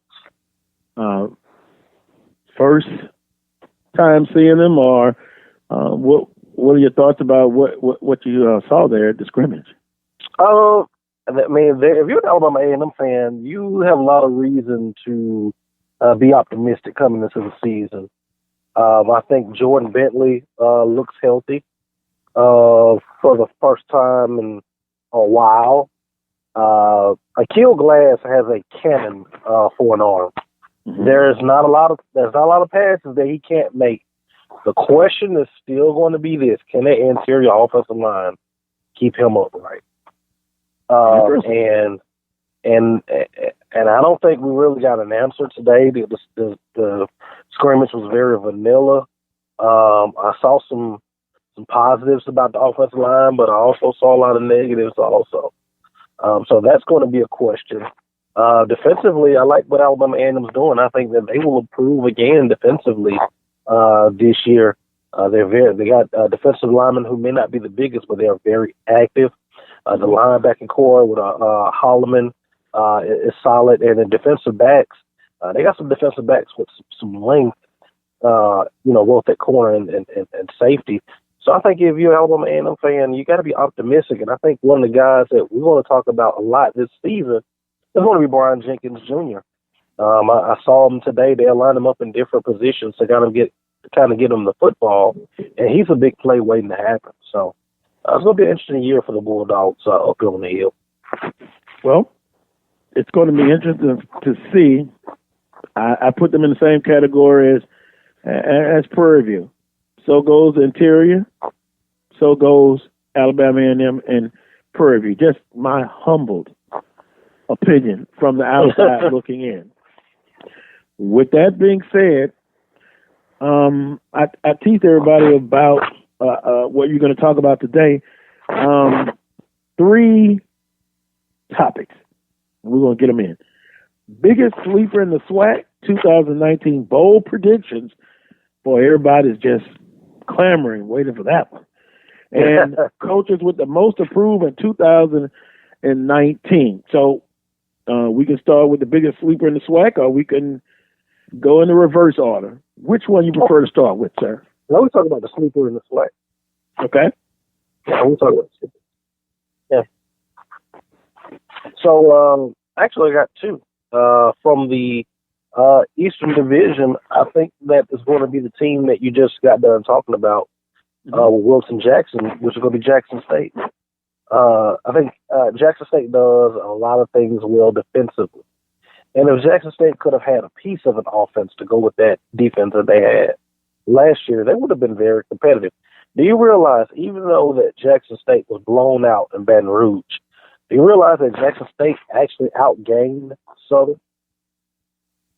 They did a great job containing the Southern offense, but Southern was able to score in special teams and on defense, and they put together some offensive scores, and the game got out of hand. But I think if Jackson State, it's a big if, But I think with Jackson State, they're able to get just a little bit of an uptick at the quarterback position, the offensive line position. I think that they can be a dangerous football team with everything they have coming back on the defensive side of the ball, especially with linebacker Keontae Hampton, who's one of the best linebackers in the conference. So that's one of my sleepers. If I had to go out to the West and pick a sleeper, it would be the Tigers of Texas Southern. I like what Clarence McKinney has done. He's created a buzz around that Texas Southern program. And you look at what they have, bringing in DeAndre Johnson. They also brought in a receiver from LSU who 2 years ago was at Texas Tech and went over 1,000 yards receiving.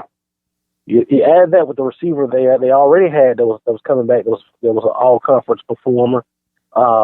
And what they're doing defensively to try to show up that defense, I think Texas Southern could be a major sleeper in the SWAC West. And I think, and I'll say this again, Texas Southern may not go to the show.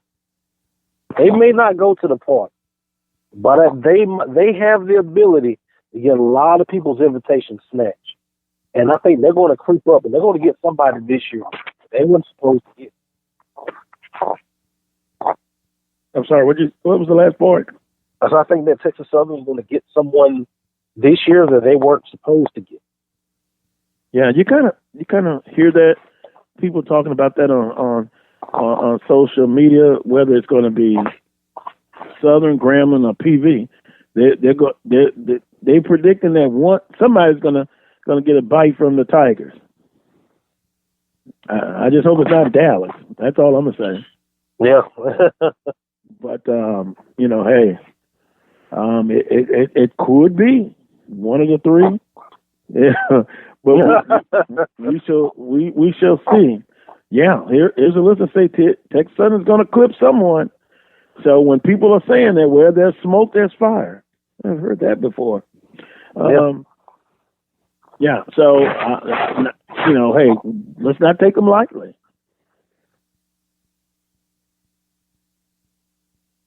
Um, 2019 bowl predictions is next to discuss. What's your bowl prediction, Brandon? Wow. So I have a few bowl predictions. I think that Alcorn won't go undefeated regular season in the conference. That's my number one. That's my number one bold prediction. I think that anytime that you have a team that's as talented as Alcorn is, it's hard to fight off complacency. Just because you're so talented, you can play your worst game and still, come out, with the win. And Alcorn has done that. So I think that someone's going to clip Alcorn. So that's one of them. I think that another one that I have is I think that the Eastern Division is going to be a 3-team race. I think it's going to be between Alabama A&M, Jackson State, and Alcorn. So I think that those games, you have on November the 16th, Alabama A&M going down to the reservation. You also have the November the 23rd matchup between Jackson State and Alcorn, and then you have that October matchup where Jackson State comes up to the 256 to play Alabama A&M. I think between those three games, that's what's going to give us our Eastern Division champion. And I think that the pressure, the way that the schedule is set up, the pressure is actually going to be on the Alcorn State Braves, especially if they have a slip-up before they get into that trifecta. So then that's one of them. And going over to the West, I think that Prairie View is going to be an improved football team. I think that, people talked about how Prairie View started a year ago and how they finished and how they were different. But if you look at what Prairie View brings back, Jalen Morton, he was not predicted to do much, a year ago, but you look at what he actually did, DeWanya Tucker, the receivers and some of the weapons that they have, I think that Prairie View has a potential to be a major problem. So I'm circling that game on October the 12th. Where Prairie View goes on the road to Baton Rouge to play Southern, because that was the game a year ago where Prairie View season fell apart. So I think that game is going to be key for Prairie View to prove to people that you were the Prairie View team that we saw early on last year compared to the team that we saw late in the season. And also, Prairie View has an early season contest with Alcorn State, where they have to go to a reservation. We're gonna know a lot about Prairie View in that stretch. We're gonna find out a lot about the Panthers and are they contenders or pretenders during that stretch. And another one, Carlos, is that my bold prediction is that I think that Southern, with all the talent that Southern has coming back, mm-hmm. we know the names. Skeleton Ben, insert Cotton. I think Southern may struggle with a little bit of what Alcorn may struggle with this year. If you have so much talent, you kind of start getting complacent, and that's what I'm worried about when it comes down to the Jaguars, is getting complacent.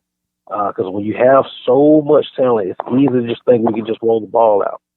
It's going to be interesting to see how Coach Otis and that staff keep the Jaguars hungry and keep them fighting, get them back in the position that they were a year ago.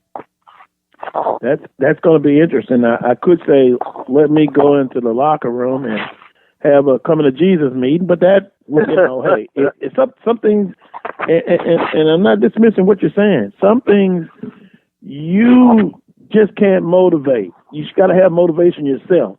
Mm-hmm. And, for all of the talent they have and all the conversations after that championship game, because that was a humbling experience. If you're complacent, shame on you. Shame on you. I'm going to leave it at that, because I don't want to start preaching.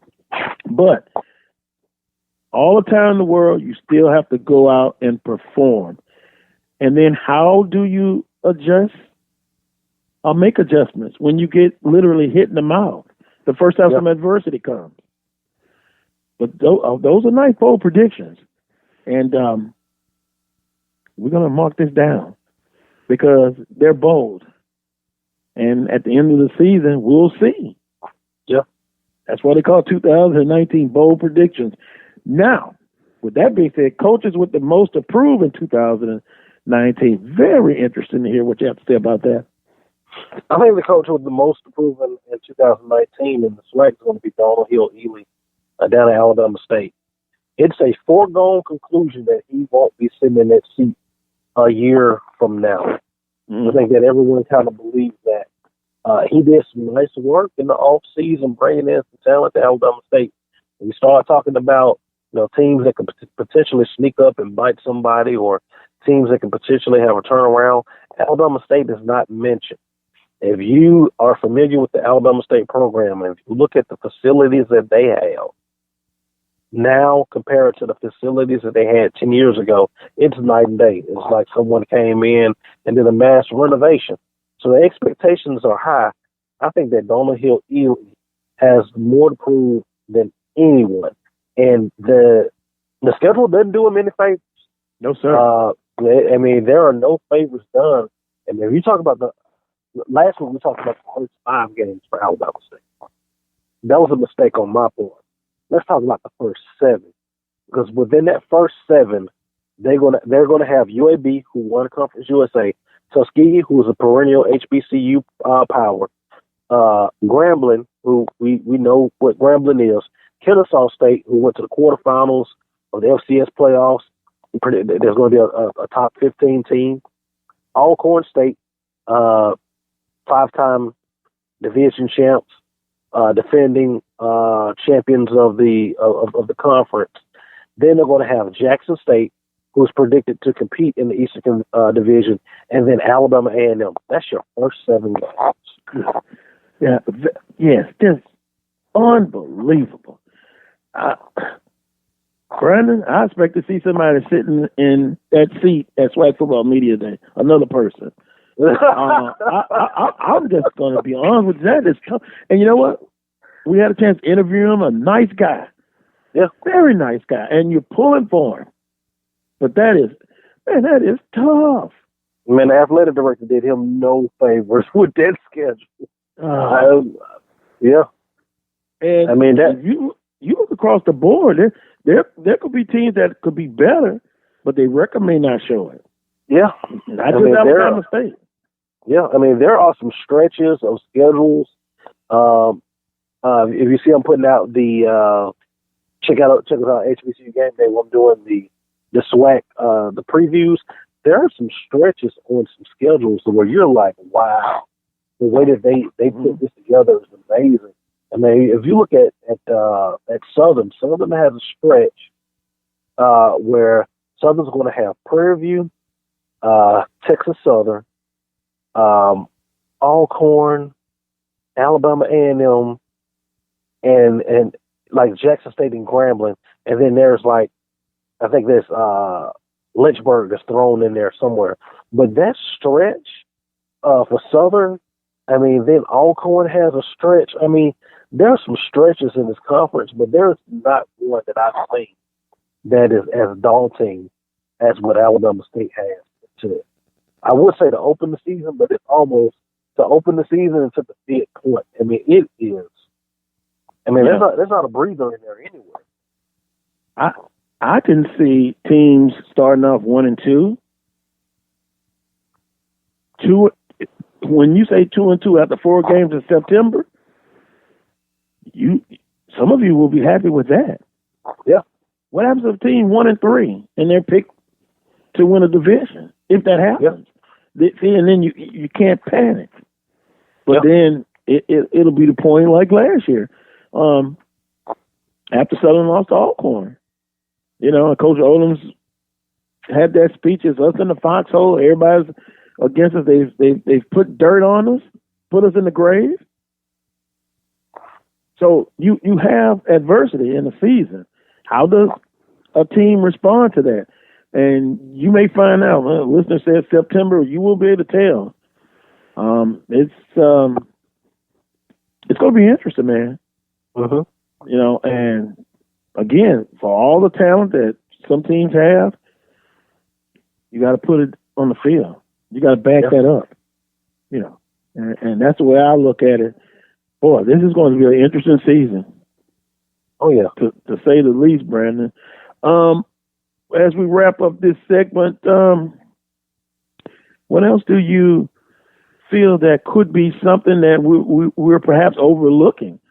Grambling in the conference. Grambling, quick. Yeah, Grambling. I mean, Grambling is bringing back 65 lettermen. Think about that. Mm-hmm. 65 lettermen that Grambling is bringing back. I know they had some problems about them. No one's talking about them. They had some problems on the offensive line. That's an understatement. Grambling gave up 41 sacks a year ago, worse in the league. They couldn't generate a running game from the running back position, worse in the league. If they can shore that up, as bad as Grambling was a year ago, they were a game away from going back to the conference title. Defensively, they look a lot better. They look like they could be better. DeAndre Hogue, linebacker, is back. The young man they got from LSU was buzzing in camp, giving some pressure off the defensive end. You couple him with Anthony Mullins, amazing pass rush that they have in the secondary with Williams. They're opportunistic. They did give up some big plays in the secondary, but they're also opportunistic. They're able to get some interceptions and force turnovers. For Grambling to go away, and this is something I tell people, for Grambling to go away, you're going to have to kill Grambling. They're not going to give you anything. You're going to have to do it. They're not going to give you anything. So I wouldn't start throwing the dirt on Grambling just yet. Let the season play out, and let's see how much the G-men have improved. And they have a nice little stretch, starting with Prairie View, where it's going to be game after game for them too. So we're going to know what Grambling is about early. I think it's September 28th. They meet Prairie View in Dallas. And I think that game is going to tell us a lot about is Grambling the Grambling of 2018, or the 2019 Grambling team is going to be a legitimate contender for the Western Division title? Yeah, and a listener sent me this, and I think Dr. Prince was kind of alluding to this early in hour number one. Just we didn't get back to discussing this, but it says sources tell me North Carolina A&T chancellor told faculty members on Friday the school is looking into moving to the football bowl subdivision, working to find out more. And this is a tweet from Stephen J. Gaither, who I've interviewed on the show. So that is the conversation. And I said you've seen teams before try to do it solo to make moves. I know Alabama State was talking about it. FAMU. Some would say it's better to make a move with more than one school, but it'll be interesting to see how that works out. If this happens for North Carolina A&T. Quickly, what do you think about that, Brandon? I think it could be a big move for North Carolina A&T. Tim talked, a little bit about it yesterday. This is a move that is about more than athletics. Speaking to some people up in North Carolina, North Carolina A&T is really working to become the regional university in North Carolina in that region, and this is just a part of it. They don't want it to be UNC Greensboro. They want it to be North Carolina A&T. So they're doing they're being aggressive on the academic side of things. Okay. They're going to be aggressive on the athletic side of things. And one of the advantages that they have over UNC Greensboro is that Greensboro is football. And this is something that's going to bring attention to North Carolina A&T. That student body is growing. They're closing in on about 12,000 students. So, it's going to be interesting to see how this plays out up there in Greensboro. Wow. That's going to be interesting. We'll monitor the situation and see what happens. But from a selfish personal reason, I would like to see them stay where they're at and be the best that they can be. But, hey, they've got to do what's best for them. Mm-hmm. North Carolina A&T. So we will continue to see what happens with that situation with North Carolina A&T. Brandon, your social media handles for those who want to keep up with you. Okay, so you can find me on Twitter at Inside HBCU Football. That's my handle. Name is just regular BJ Jones on there. You can search me either way. I have the Inside HBCU Football page on Facebook as well as my personal page. BJ Jones. You'll start seeing a lot more of me as we get closer to the season. You can follow all my work, the articles at HBCU Game Day, HBCUGameDay.com, or follow HBCU Game Day on Twitter, Facebook, as well as Instagram. Yeah. Well, have a great weekend. Be safe the rest of the weekend, and we will talk to you very soon. Very soon. All right. Looking forward to it, man. Yes, sir. Always a pleasure, as always. That was Brandon B.J. Jones of HBCU Game Day. I did get some feedback from a lot of you, and as always, keep the conversation going after the show. And I'm gonna be honest.